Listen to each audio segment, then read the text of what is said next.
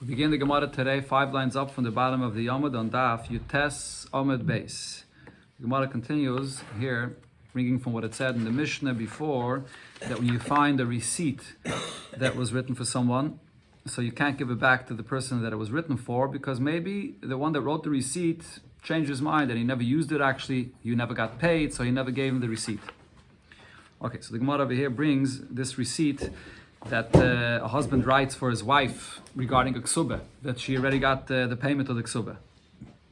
So Tan Rabban, we learned in the Braisa, Motza Shever, if a receipt was found that says that the woman got paid for the ksubah, if she's admitting that she got paid, Yachsel Abal, give it back to the husband that he paid her. But if she's not admitting, so then you can't give back the receipt, not to the husband, not to the woman. So the Gemara now will explain this. What does it say in the Braisa? If she admits that she got paid a ksubah, so then you give back this receipt to the husband that he paid. So here again, the Gemara is going to focus on the point that it asked already before regarding all these cases, that how can we trust the date in this receipt? Fragt the Gemara, but why shouldn't we be concerned as follows? Maybe she wrote this receipt to give it to her husband in Nisan time, because she thought she's going to get paid her ksubah already at that time. But then she didn't actually give the receipt to her husband until Tishrei time, because he didn't pay her until Tishrei time. But but then in between, sometime in between, let's say in Chodesh Iyar, she went and she sold her ksubah to someone else. Now, the Gemara explains she could only sell a ksubah b'toivas hana, which means she can't sell a ksubah for the full value of what the ksubah is, because that person will only be collecting this ksubah from the husband if she's divorced or if the husband dies. So therefore she sells the ksubah for a certain reduced price, Nisan at Tishrei, somewhere in this time between Nisan and Tishrei. And now, now the husband is going to come and show this receipt that he already paid his wife the ksubah in Nisan time. And then he's going to go to this buyer and say that you claim that you're the one that was supposed to get the ksubah from me, and therefore you took a property of a ksubah from me. But over here, look, now I have a receipt that says on it that I already paid my wife the ksubah from Nisan time. So how did she sell you the rights for this ksubah? And he's going to go and take back this property of the ksubah from this buyer. Shaloi kedin. So again, the point here is, how can we trust the date over here? The husband is going to go and confiscate it from a buyer that bought it in between before she got paid the ksubah. Amar Rava, so Rava answers, in order to explain this, we must say like this. Shmami, no, from here we can prove, Isa l'deshmol, that the halacha that Shmuel said that relates to such a kind of case is true. What did Shmuel say? Shmuel said, a person sells a document of a loan that he's a lender, and someone owes him money, and he sells this document to collect this loan to his friend. You go collect the loan instead of me. And after the sale, you go and you forgive the whole loan. Machol. So this sale is, you can forgive this whole loan even after you sold it to someone else. There's many different Pirushim in the Rishayim about this. One of the Pirushim that it's brought always in the name of Rabbeinu Tam, he says, because really the source of the shibud that there is in any milveh is the shibud aguf. It's which is on the loivas that pay the malveh. So therefore that shibud aguf that there is between these people, the loiv and the malveh, that's something you can't sell. You can sell the rights of the shibud nechasim to collect the money, the properties, but the shibud aguf you can't sell. So the source of the whole payment is the shibud aguf, and that you can be meichel, and once you meichel that, you can't collect anymore. Then he added, Shmuel said, "Afilu Yairish Michael." Even a Yairish that inherits this loan and he sells it, he could also be Michael. So therefore, what the Gemara is saying is over here as well. This woman, she could be Michael the entire ksubah. So why would she? So one of the Rishayim, the Rashi explains that the pshat the Gemara is trying to say is, why would she now go and lie and give this shayver and admit that she got the payment of the ksubah and give it to her husband? And like this, she would be stealing basically. She would be causing her husband to steal from this buyer the ksubah that he collected. She doesn't even have to do that. If she's not interested in this buyer having this karka of the ksubah, she could just be meichel it. So therefore there's no reason why not to believe her when she says, give back this document to my husband. It's like a migu. She could just very easily take away this property from this buyer by just saying, oh, I'm sorry, I sold it to you, but I was meichel the ksubah, so it's not yours. So therefore there's no concern to give it back. Abai says a different shot. Even if you're going to say that what Shmuel said is not true, after she sells a ksubah, she can't be moichel anymore, this right to collect the ksubah that's sold. The case over here is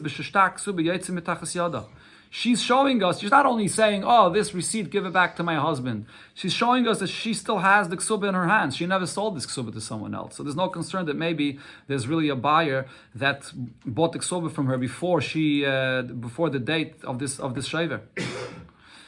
So now the Gemara explains, Rava will tell you, the reason why he doesn't want to answer like Abaye, that she still has the ksubah in her hands, because that's not going to help us. There's still a concern there. Even if she's showing us that she still has a stark ksubah in her hands, we're still concerned that maybe the husband had written her a second ksubah. We had once before in the Gemara said, what happens in the case if a woman loses her ksubah? The husband writes her then a second ksubah because you can't live with her without a ksubah, at least according to one opinion. And now she may have had two ksubahs in her hands. So the fact that she's showing us one ksubah doesn't mean that she didn't sell her ksubah to someone else. So we can't rely on that. Abaye will answer you that why he holds that if she has a ksubah in her hands, then we can rely on that. Number one, we're not concerned about such a thing that maybe there were two ksubahs here. That's not something which is regular, which is usual. So we're not concerned about such a thing. Now another point Abaye says, and here really, this point that the Gemara is going to say now, Abaye is going to come back and give a whole different answer, even different than what Abaye himself said before, regarding the whole question we had here, that maybe the date on the shaver is not the real date that she got the payment of the ksubah. Maybe she first sold it to someone else, and she only got the payment of the ksubah at a later time, not on the date of this shaver, on this receipt. So now the Gemara says another point here that we're not concerned about that. Why not? Shaver bizmanoi tarif. A shaver, when you have a date on a receipt, we follow according to the date of that receipt. And if the date in the receipt says that she got paid a ksubah in Nisan time, even if in actuality she only got paid in Tishrei time, but now the husband's going to be able to go to the buyer and say, I already have a shaver that says that I paid my wife the ksubah from Nisan time. And the reason is, Abaye follows his opinion that he already said earlier here in the Masechta. The Omar, he said, there's a takon of Chazal. Edav b'chasumov zachenloi. When Adam signed a document with a certain date, whether it's regarding a loan, even if you didn't borrow the money on that date, but you owe the money from that date when it was signed. And the same thing over here regarding the receipt. Once he pays the ksubah later, we say that it goes back l'mafreya. That because the Adam signed the receipt 6 months before in Nisan time, it goes now back l'mafreya as if he paid it to her already from before.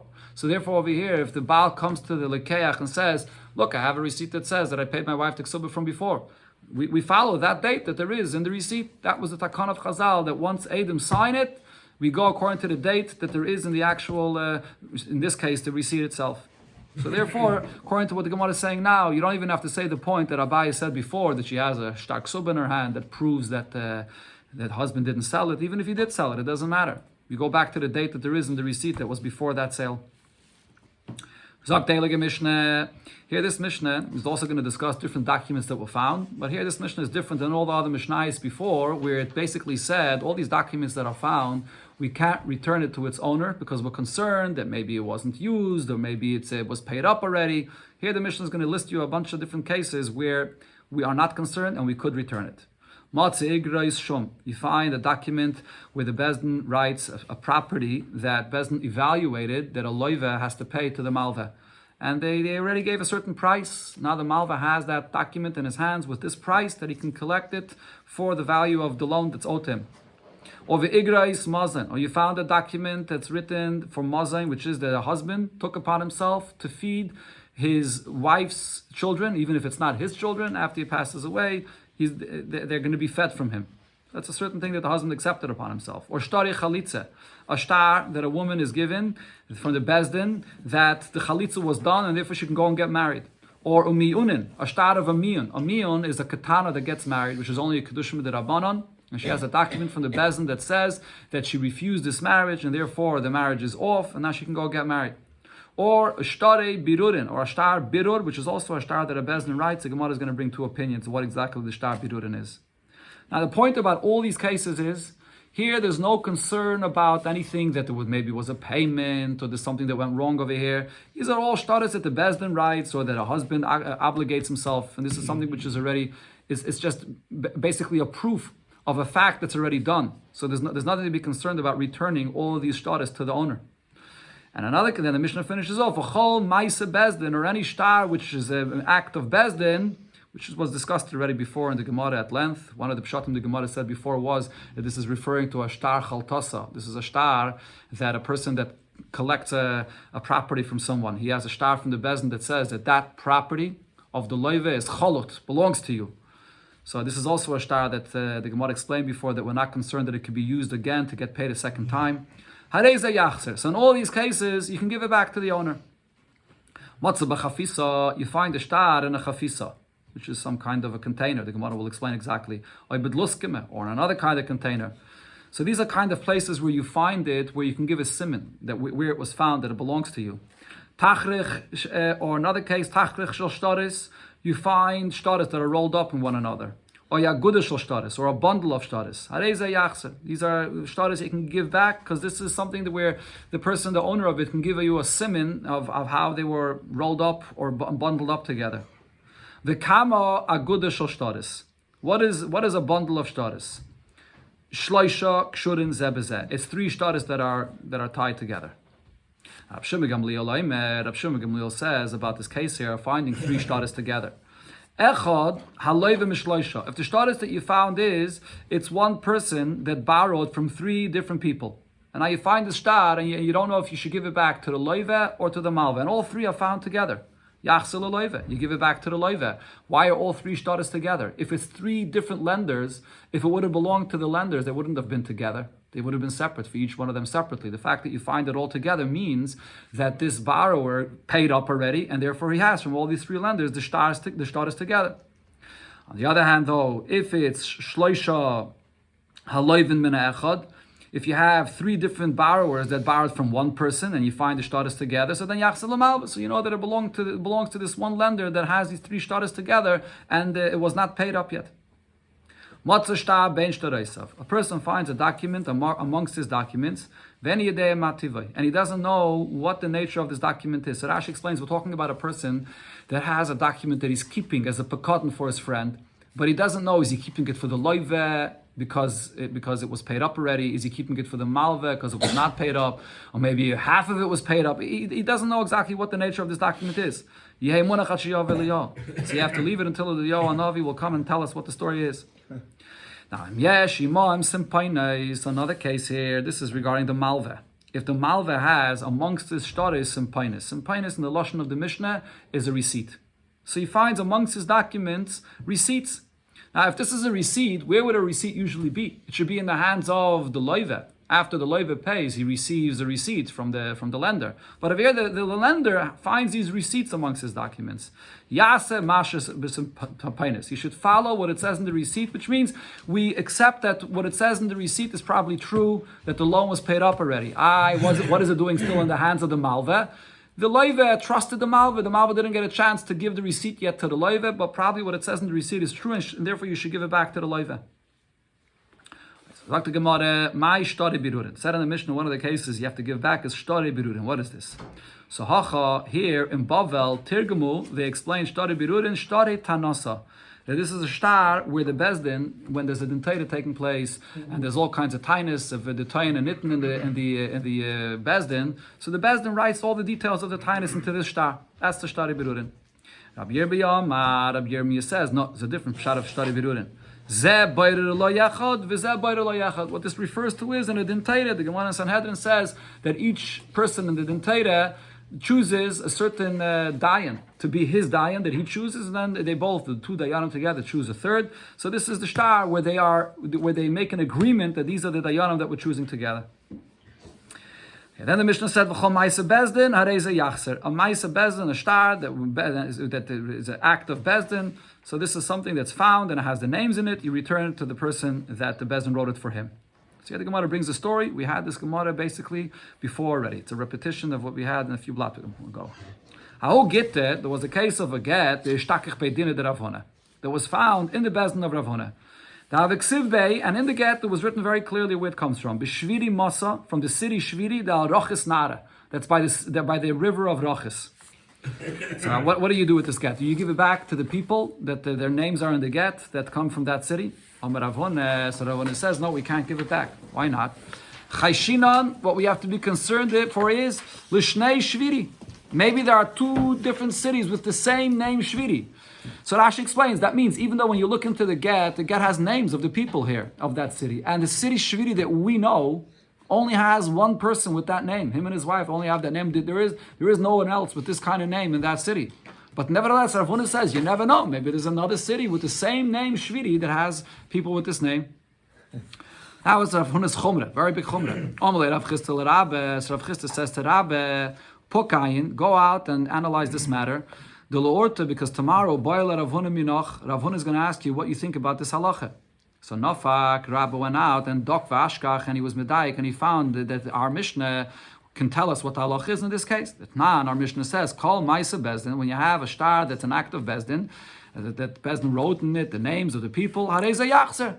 You give it back to the people that's written in the star. So we clearly see over here, we're not concerned that maybe the people you're giving it back to are not them. Maybe there's another city with similar names, so how can you give it back? So therefore he said that we don't have to be machmer like Rav Huna. Oh, Malay Rav Amram l'Rabbe, so Rav Amram says to Rabbe, Heichi pashat mari surim imamayne.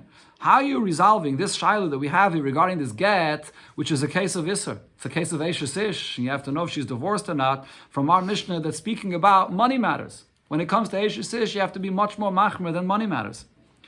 So this is the question Rav Amram asks Rabbe. Amalei, Rabbe answers Rav Amram, Tarda, you're a confused individual. That's one pshat. That's what Rashi here says. So there's other pshat in me. This says lunatic. Lunatic, okay? You're a shaita, or different pirushim with shaita. So he used a very strong expression. Shtari chalitze umiyunentanan. In our Mishnah, when it talks about the fact that you return documents according to the names that there are in it, it mentions also regarding chalitze and miyun, which is also related to isura, to eishes ish. So it says you return it. So therefore I could prove from our Mishnah that we're not concerned about maybe another city with other people with the identical name. So the Gemara says when this discussion was happening between Rabba and Rav Amram, Paka Arza de Beirav, the beam that was holding up the Bismedrish, where they were sitting and learning, cracked, broke. So Mar Omar Mishum L'Sai Di Paka. So one of them said, Rabba said that it happened because of my mazel. Because you argued with me and you brought me a raya that wasn't true, so therefore because of me, to prove that I'm right, that's why it cracked. But Rav Amram said, no, Mishum L'Sai Di Paka. It's because you offended me. You used such an expression, you called me a tarda. Because of me, it's why it broke. Okay. It said in the Mishnah, Matzah b'chafisai b'dluskeme. You find a document, and the person that claims that it's his says that it's mine. You found it in this container, so then you give it back to him. So the Gemara now explains what exactly these containers are. My chafisa, Amar Abba bar Barchane chemes ketana. It's a small leather flask that you keep wine in it, and that's where the document was found, which is unusual. So this is a siman. My dluskeme. What's this? The luskeme. Amar Abba bar Shmuel tlika de sabi. It's a small container which old people use to store their things in it, not to lose it. So that's also a specific place that it's a siman that you can return it. Then the Mishnah said, Tachrich shel shtaris or yagudah shel shtaris. If you find shtaris that are rolled up with one another, or a bundle of shtaris, so then you return it to the owner. So it's also a siman when you find a few shtaris together. Ton Rabbanon and a Braisa we learned about this. Kamahu tachrich shel shtaris. When it says here, you find shtaris that are rolled up together, how much are they? Shloisha kruchen ze bezeh. 3 shtaris that are rolled up one with another. The kamahu agudah shel shtaris, and also when you have a bundle of shtaris, how much are they? Shloisha kshurim ze bezeh. 3 shtaris that are tied up together. That's the Braisa. Now the Gemara says shamet mina. From what it says here, we could learn out kesher siman. That the fact that they're tied up together, and the person that claims it's his, he's giving you a siman. What's a siman? His siman is he's saying, it's tied up together. So the fact that he's giving you the siman that it was tied up, that's a good siman. This is going to be a discussion in the next perek. Bava Metzia is the perek that talks about all the simanim. So here we see that a kesher is a valid siman. So the Gemara says, no, not necessarily, because Hatani Rabchi explained over here, what does it mean when it says that there's an aguda, that they're a bundle? A bundle means shloisha kruchen ze bezeh. A bundle means that they're just rolled up together, but they're not necessarily tied together. So the Gemara asks right away, wait a minute. If you're saying that a bundle means that they're rolled up together, if so, it's the exact same thing that it said before, which is that it's rolled up together. It said two cases. It said rolled up together, and then it said also a bundle. So what's the difference? So the Gemara answers, no, both of them are not tied. But the difference is, tachrich, when it says the term tachrich, when it's rolled, what that means is, kol chad v'chad bereisha dechavrei. That each one of them, they're rolled up. You don't have the three documents that are lying one on another, and they're rolled up that way. But you have one document, one get, and then the end of one get is a little bit on top of the next, and the next is also a little bit on top of the next, and that's how they're rolled up together. Aguda, though, when it says an aguda, that means the ramu ahadadi. You place them one on top of the other, and that's a kruchais, and that's how you rolled it up. Okay, so therefore it not necessarily is there any thing that it's tied with. There's no kesher here. And the Gemara says, when you find these three shtaris, my machris, when you're calling out that you found it, how do you call it out? So the Gemara says, minyan. You call out that you found a number of shtaris. Okay, you don't say the number, but you call out that you found, again, sorry, 1 second. The pshat of minyan over here is, the pshat of minyan is that you call out and you say the number that you found. You say, I found 3 gittin, or I found 2, whatever. You call out the number of what you found. Says the Gemara, if you're calling out the number, so then my area tlosa. Why here in the Braise, in the Mishnah, when it speaks about this, why does it say specifically that you return it when there's 3? Afula trei nami, it should be the same if it's 2. The siman that he's giving is not the number. You're giving the number anyways. The siman is that he's saying that it's rolled up together. So why dafka 3? Ella, so therefore the Gemara says, you actually, when you call out that you found this, you don't say the number. Ella kadama ravina, similar to what Ravina says, as we'll see in the next Pedic. Tiva, if you find 3 coins together, what do you call out? You don't call it, I found 3 coins. What you call out is, I found coins. Tiva machres, you found coins. And now the person that claims it's his gives you the number of the coins. So Hanami, Shtari Machres. Over here also you call out that I found Shtaris, or I found Gittin. And the one that says it's his has to give you the number. So therefore that's Dafka by 3. Because 2, if you say that you found Shtaris, the minimum of Shtaris would be 2. So therefore if he says 2, that's not considered to be a siman. But if he says 3, that's considered to be a siman. Rav Shimon Gamliel, then the Mishnah said, Rav Shimon Gamliel says, Echad haloive mishloisha, if you have documents where you see that it's one person that borrowed from 3 different people, and you find these 3 shtaris together, yachsel loive, you give back the shtar to the loive, because if they're together, it must be that this one loive already got them back from the malvis, from the different people that he borrowed money from, and therefore they're all together. He paid it up already. And what explains the Yisal Kedaitach the Malvin, because if you would think that these shtaris still belong to the Malva that they borrowed from, my boy Gaber Dodi. Why are all these shtaris together?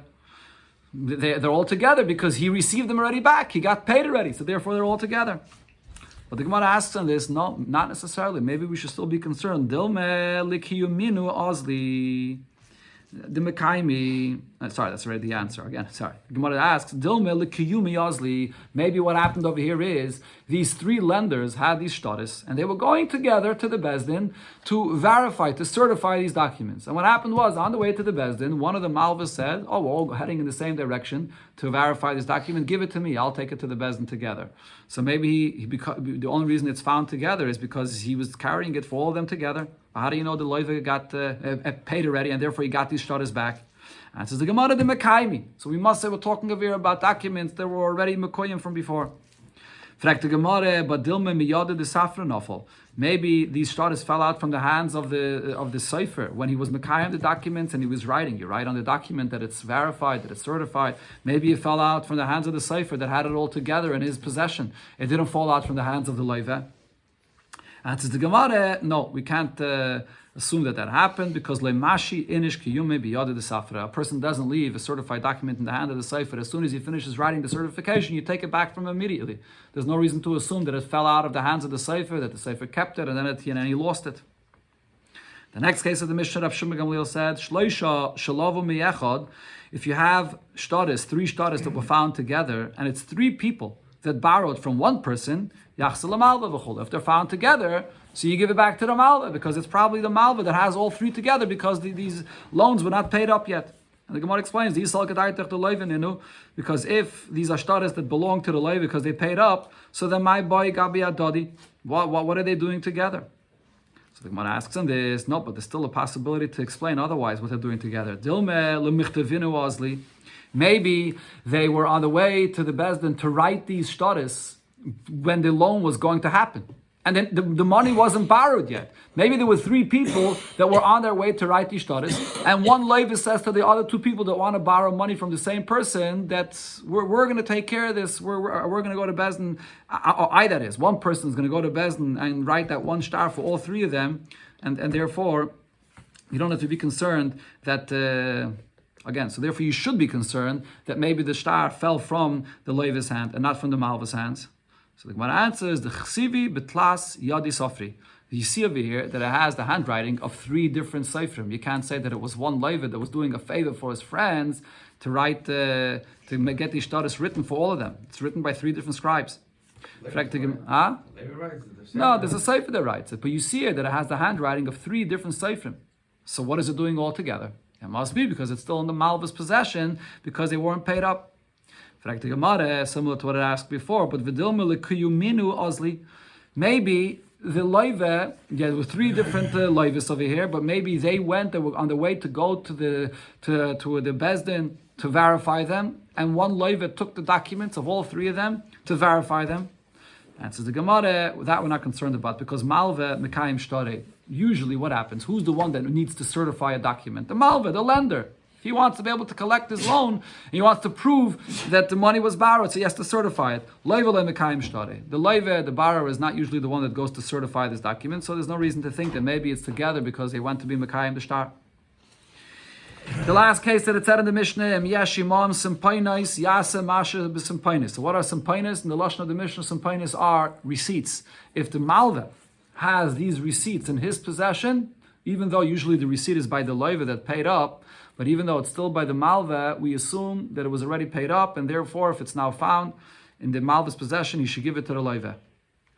But here the Gemara brings it. Rav Yirmiyah bar Abba said in the name of Rav, no, the simpan hayatzim mitachas yidei Malva. If you see that there's the receipt that's in the hands of the Malva, afal pisha kosav b'ksav yodai, even if the Malva himself wrote with his own handwriting this receipt, it's like he's playing over here. He laughs at the Leiva.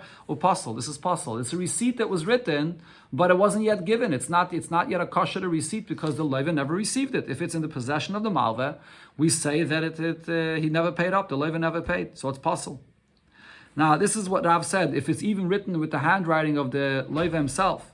Now the Gemara says, "Loi mi boye kasabik sad yat sefer." Needless to say, if this is a receipt that's found in the possession of the Malva, and it's written with the handwriting of a special scribe that wrote this, so for here for sure we will assume that the loan wasn't paid up yet. Why is that? Because the safre isramile b'kasav. The only reason why the Malva wrote this receipt even before the Leiva paid up, why would he do that? Why would he write a receipt if the loan wasn't paid up yet? The only reason he did it is because he can't write the receipt himself, and he had now available a sefer to write it from, so he wrote it.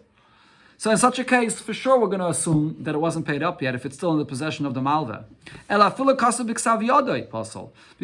if the Malva himself wrote this receipt with his own handwriting, it's still possible. We're not going to assume that it was paid up yet. Why?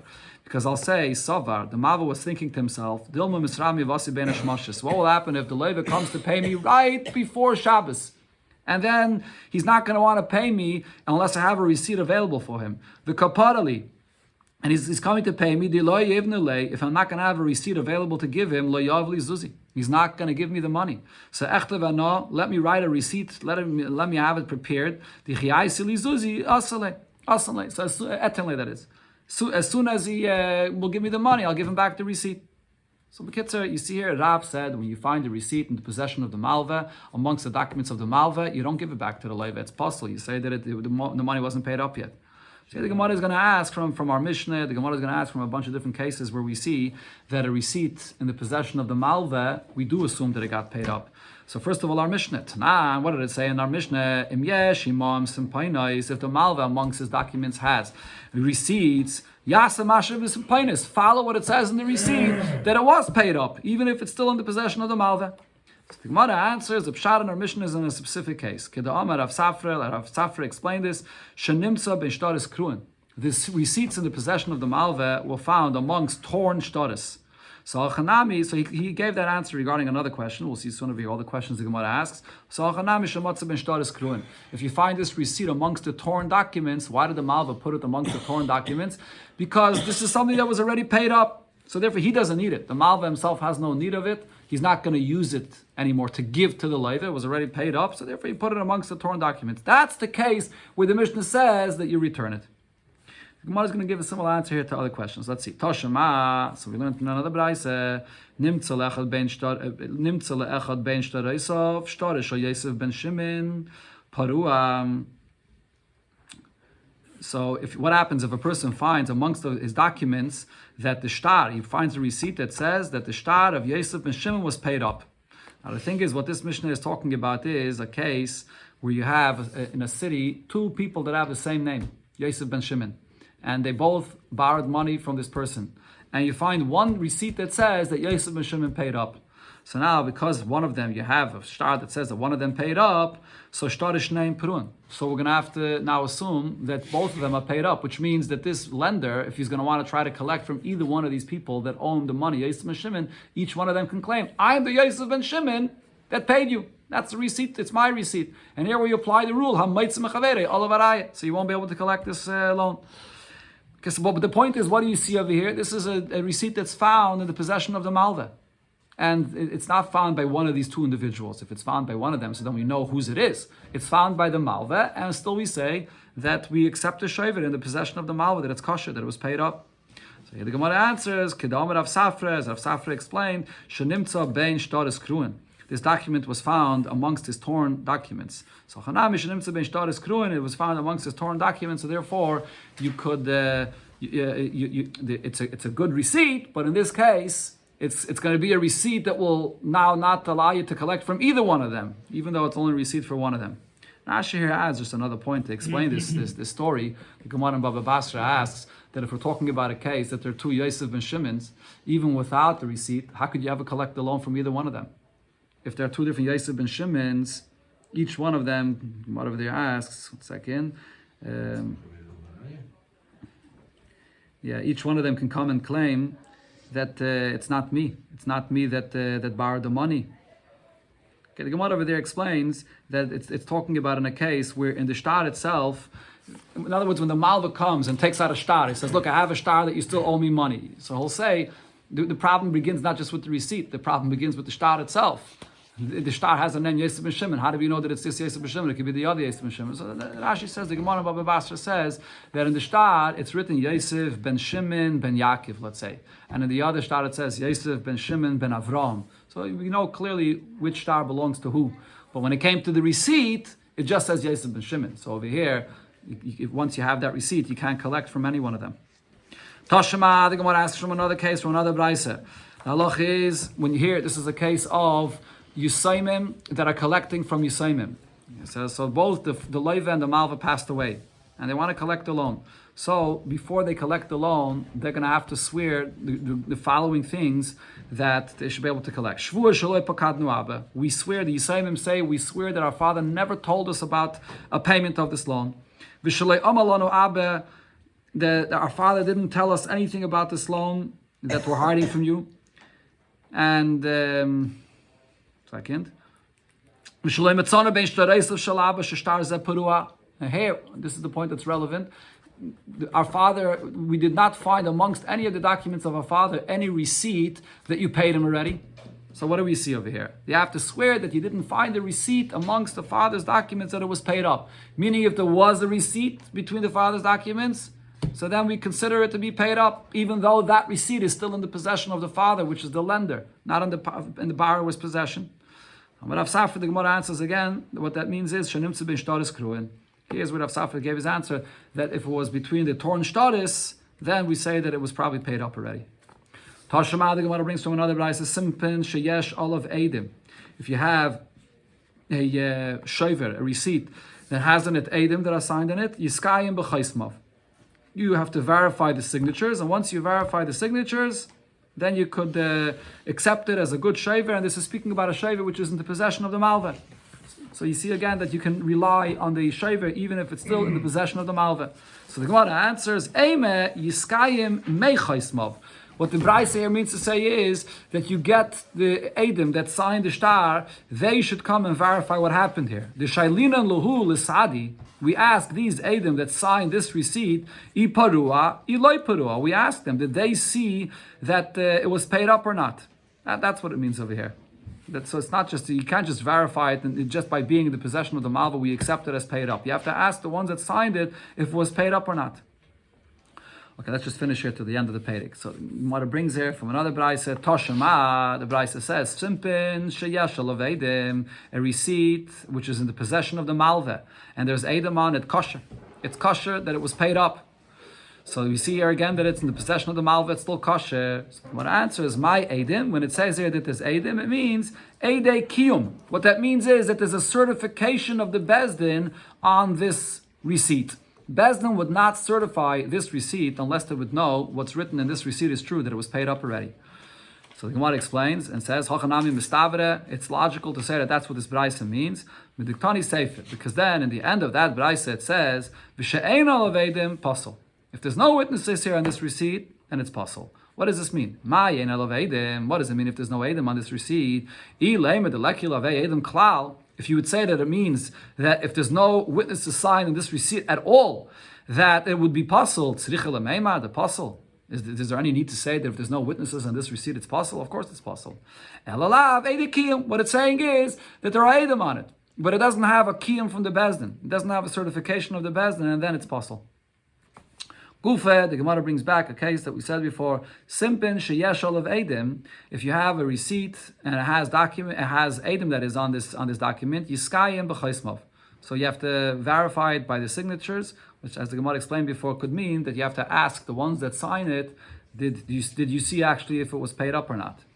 Ein olav edim. If there's no edim on it, and now v'yotze mitachas yedei shlish. What happens if the case over here is that this receipt is not in the hands of the loive or in the hands of the malveh, but it's in the hands of a third party?